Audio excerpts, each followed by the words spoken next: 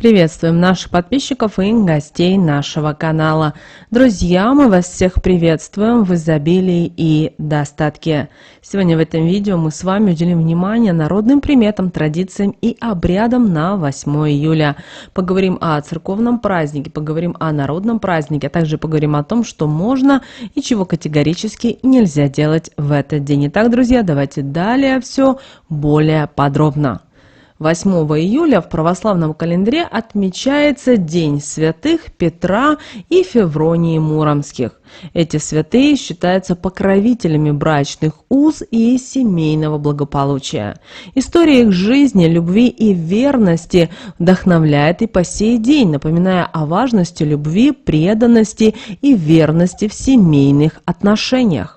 В 1574 году на церковном соборе были канонизированы благоверный князь Петр в иночестве Давид и его жена Феврония в иночестве Ефросиния, муромские чудотворцы. Их жизнь и деяния стали основой для рукописной повести XVI века, известной как «Повесть о Петре и Февронии».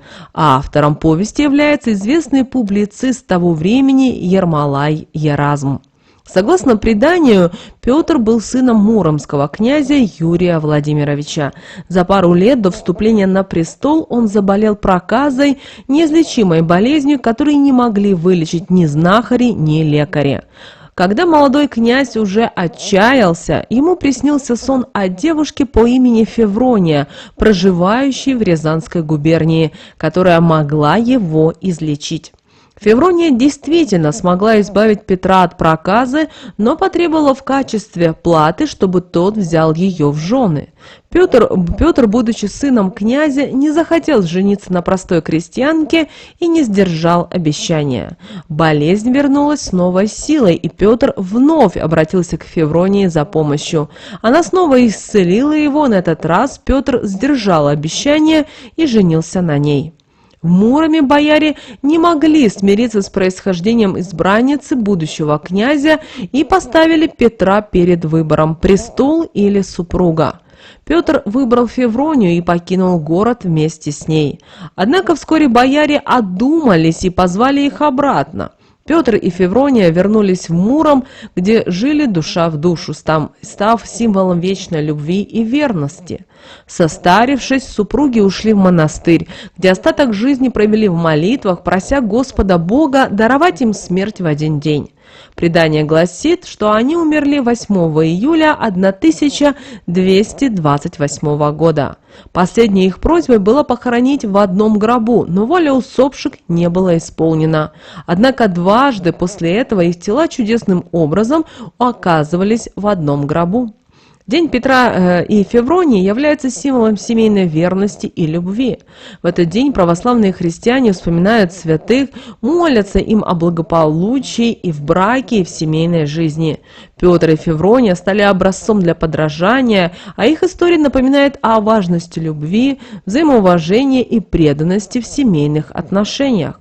В день Петра и Февронии принято молиться о семейном благополучии. Верующие обращаются к святым с молитвами о сохранении любви и мира в семье. Посещают храмы. В этот день многие посещают церкви и участвуют в богослужениях. Супруги дарят друг другу символические подарки, тем самым выражая свою любовь и преданность. Святые Петр и Феврония Муромские почитаются в православной традиции как покровители брачных уз и семейного благополучия. Их жизнь и подвиги стали символом верности и любви, поэтому к ним обращаются с молитвами о семейном счастье и гармонии. Молитва перед их иконой помогает укрепить браки и сохранить любовь на долгие годы. На Руси святых Петра и Февронию почитали как хранителей семейного очага. К ним обращались с просьбами о благополучии в семье, о мире и гармонии между супругами. Считается, что молитва перед их иконой помогает разрешить конфликты, укрепить семейные узы и сохранить взаимопонимание. Какие же основные просьбы к Петру и Февронии? Это о мире и гармонии в семье, о взаимопонимании между супругами, о преодолении конфликтов и трудностей в семейной жизни. Святые Петр и Феврония часто упоминаются в молитвах, связанных с подготовкой к свадьбе. Молодые пары просят их благословения на брак, веря, что их молитва принесет в их жизнь долгую и счастливую совместную жизнь. Святые Петр и Феврония также считаются и помощниками бездетных пар. К ним обращаются с молитвами о даровании детей, особенно если женщина долгое время остается бесплодной. Вера в силу этих святых помогает многим парам обрести надежду и веру в чудо. С Петром и Февронией связано и множество народных традиций и поверий. Одна из них касается купцов. Считалось, что если купец на Петра и Февронию отработает весь день в лавке бок о бок со своей женой, это принесет его семье достаток и благополучие. Совместный труд в этот день символизировал единство и сплоченность семьи, что считалось залогом успеха и процветания. Молитва к Петру и Февронии является важным элементом православной традиции. В ней верующие выражают свои просьбы и надежды, обращаясь к святым за помощью и поддержкой. А мы вам оставим молитвы к Петру и Февронии в описании к этому видео. Вы обязательно можете именно 8 июля их прочитать.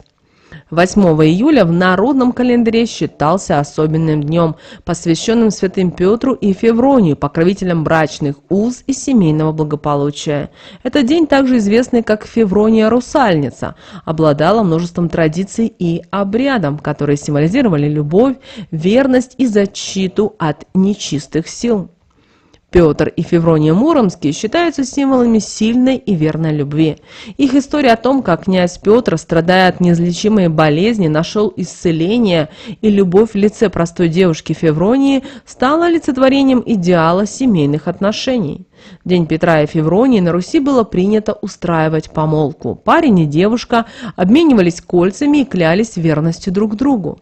Это соглашение считалось действительным на полгода, после чего нужно было принять окончательное решение о браке. Такой обряд символизировал серьезность намерений и готовность к созданию семьи. 8 июля также называли Днем Февронии-Русальницы. Считалось, что в этот день нужно задабривать русалок, чтобы избежать их гнева и не накликать беду.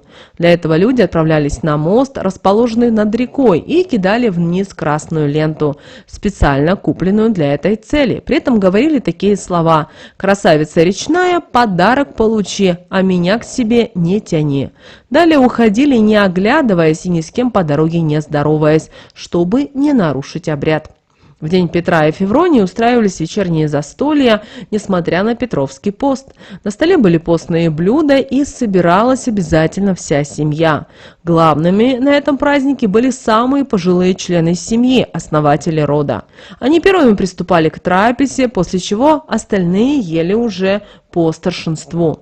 Это символизировало уважение к старшим и преемственность семейных традиций. Для праздника обязательно выпекался большой пирог, который должен быть съеден полностью, но лишнего не должно было оставаться. Чужим людям его нельзя было отдавать. Крошки отдавали домашние птицы, скоту, что символизировало заботу о хозяйстве и о его благополучии. Главным символом дня 8 июля является ромашка.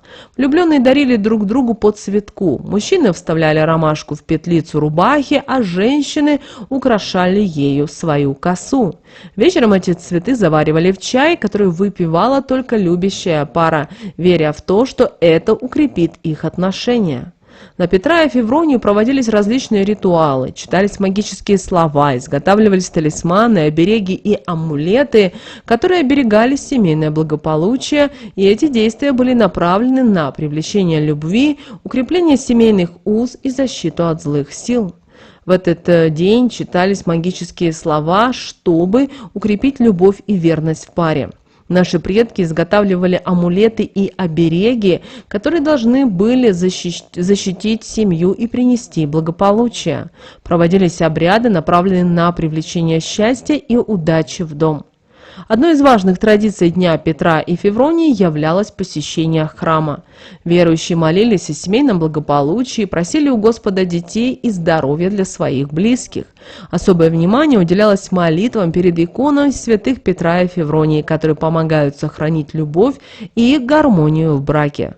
В этот день следует особое внимание уделить поиску компромиссов в отношениях, избегать конфликтов и стараться находить общие решения. Можно укрепить свои чувства и сохранить гармонию в семье на долгие годы. День Петра и Февронии – это прекрасный повод задуматься о том, как важны взаимопонимание и поддержка в семейной жизни. Народные приметы гласят, что в день Петра и Февронии нужно задуматься о своем любимом человеке и о семейных отношениях. Это время для размышления о том, что приносит счастье и радость в семью. Такие размышления помогают укрепить отношения и сделать их более гармоничными. Мужу и жене рекомендуется провести этот день вместе за работой. Совместный труд символизирует единство и сплоченность, что в свою очередь привлекает счастье и согласие в дом. Это может быть как общая работа по дому, так и любое совместное занятие, которое укрепляет семейные узы. Просить руки возлюбленной в день Петра и Февронии считается хорошим знаком. Такой брак будет долгим и крепким, ведь день, посвященный святыми покровителями брака, благословляет на счастливую и гармоничную семейную жизнь. А вот сны, увиденные в ночь с 7 на 8 июля, имели особое значение. Они могут быть предсказательными и подсказывать, что необходимо сделать или завершить. Однако содержание таких снов не следует никому рассказывать, чтобы не исказить их значение. Часто такие сны напоминают о долгах, при этом не только финансовых, но и моральных. В ночных грезах можно было увидеть людей, которые находятся рядом в реальности. Такие сны могли показать истинные намерения относительно окружающих и подсказать, стоит ли корректировать свое поведение. В день Петра и Февронии празднуют именины следующие имена: Виргиния, Давид, Дементий, Денис, Ефросиния, Изабелла, Константин, Петр, Прокопий, Семен, Феврония, Федор и Федора. Одним из обычаев этого дня являлось изготовление талисманов. Вы можете самостоятельно сделать талисман, который будет благотворно воздействовать на ваш организм и мотивировать к оздоровлению. Для этого необходимо взять крошечную подушечку из натуральной ткани и набить ее цветками ромашки. Такой талисман будет не только источником приятного аромата, но и символом здоровья и гармонии. 8 июля, в день Петра и Февронии, наполнен не только традициями и обрядами, но и особыми запретами, которые направлены на сохранение гармонии, благополучия и защиты от неприятностей. В этот день важно было соблюдать определенные правила, чтобы избежать негативных последствий и привлечь в свою жизнь счастье и удачу. В этот день категорически запрещено было ссориться и ругаться со своей второй половинкой. Святые Петр и Феврония являются покровителями брачных уз и семейного благополучия. Поэтому любые конфликты в этот день могут нарушить гармонию в отношениях и привести к долгосрочным последствиям. Поэтому старайтесь находить компромиссы и избегать острых тем. Проведите этот день в мире и в согласии. Запрещено что-либо делать с тестом в этот день. Замешивать, ставить опару, печь или жарить. Считается, что нарушение данного запрета приведет к финансовым трудностям и нищете. Поэтому отложите выпечку на другой день и избегайте работы с тестом, чтобы не привлечь финансовые проблемы в свой дом и в свою жизнь. Не стоит и переезжать в день Петра и Февронии. Считается, что переезд в этот день может привести к проблемам в карьере, в бизнесе, а также к денежным трудностям и ухудшению здоровья. Планируйте переезд на другой день, чтобы избежать негативных последствий. Венчаться в этот день, 8 июля, не рекомендуется. Считается, что такой брак будет несчастливым. Однако обручение, напротив, приветствуется. Дать друг другу обещание верности и любви в этот день поможет сохранить трепетные чувства на всю жизнь. Поэтому все-таки избегайте венчания 8 июля, но не упускайте возможности обручиться. Работать в огороде или в саду в день Петра и Февронии по народной примете все-таки не следует, так как считается, что просто-навсего ничего не вырастет. Поэтому отложите садовые и огородные работы на другой день, чтобы обеспечить себе хороший урожай в будущем. Рукодельничать в этот день также запрещено. Считается, что нитка начнет путаться, а изделие, сшитое в этот день, очень скоро придет в негодность. Поэтому избегайте шитья и других видов рукоделия, чтобы сохранить качество ваших изделий. По старинным поверьям, супругам нельзя есть одной ложкой. Это может привести к сильной ссоре на пустом месте, поэтому важно, чтобы у каждого члена семьи был свой столовый прибор. Убедитесь, что у каждого есть столовый прибор, чтобы избежать конфликтов, ссор и недопониманий. Супругам также не рекомендуется вытираться одним полотенцем, так как это может привести к конфликтам и недоразумениям. Люди, которые живут в гражданском браке, нельзя ночевать в одной постели в день Петра и Февронии. Считается, что это может навлечь гнев святых, и ослушавшуюся пару ждет сильный скандал, после которого будет сложно восстановить уже прежние отношения. Поэтому постарайтесь провести ночь отдельно, чтобы избежать гнева святых и сохранить тем самым отношения в своей жизни и в своем доме.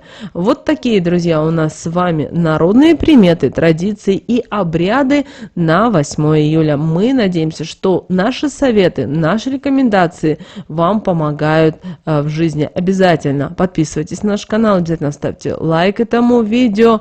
Также обязательно поделитесь этим видео с теми, кому вы знаете, что это видео и это будет полезно и важно. Ну а прямо сейчас на экране, друзья, вы видите два всплывающих окна. Это следующее рекомендованное видео для вас. Нажимайте на то видео, которое на интуитивном уровне понравилось больше, и смотрите. Всех вам мыслимых и немыслимых благ, друзья. Услышимся с вами уже буквально в следующем видео.